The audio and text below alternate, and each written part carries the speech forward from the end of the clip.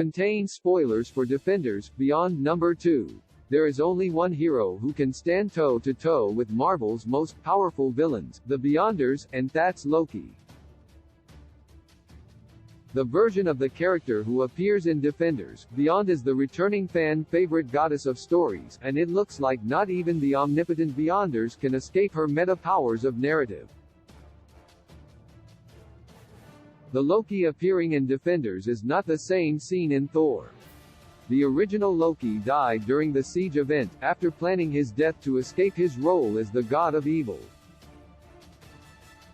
He was reborn as a younger version of himself, eventually reinventing himself as a roguish loose cannon rather than a villain. When the Marvel multiverse was destroyed by the Beyonders, this Loki survived annihilation by becoming the god of stories, creating and stepping through a door labeled 2. The official return of this version of Loki was a moment that fans of the character have been waiting years for. God of Stories Loki was created by Al Ewing, who is also the writer of Defenders Beyond, with art by Javier Rodriguez, the series where the character returned in a new, female form. The Goddess of Stories is now a member of the Defenders, a group of multiversal protectors assembled by Eternity to protect reality from a new, mysterious threat. In issue number 2, the team travels to what is left of the second iteration of the Marvel Multiverse, the Second Cosmos, where they meet the Beyonders.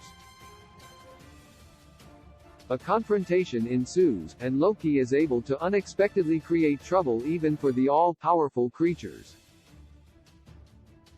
As long as the Goddess of Stories is around, even the Beyonders have to play by the laws of narrative, including the one that says that underdogs get an advantage over otherwise unbeatable enemies.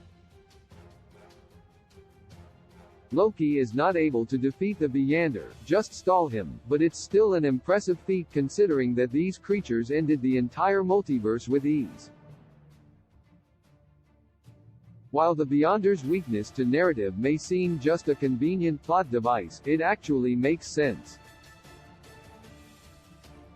In this same issue it is revealed that the Beyonders were created by the Celestials in the Second Cosmos, an iteration of the multiverse where narrative did not exist, thus creating a blind spot that can be exploited.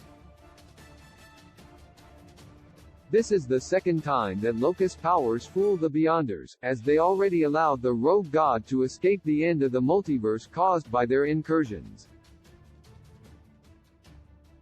This proves that while Hulk's might and Doctor Strange's magic are nothing to the Beyonders, narrative manipulation is a weak spot of these otherwise omnipotent creatures. The Beyonders were created by the Celestials as limitless lifeforms. Loki's powers, on the other hand, create limits and boundaries, as that's what stories do, they give form and direction to concepts. Caging an infinite being within such boundaries makes the Beyonders go mad, exactly as happened to the Beyonder who appeared in Marvel's original Secret Wars.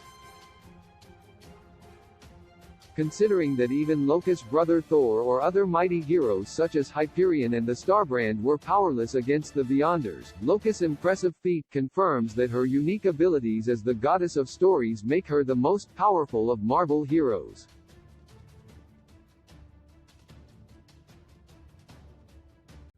With a gentle touch you tell me what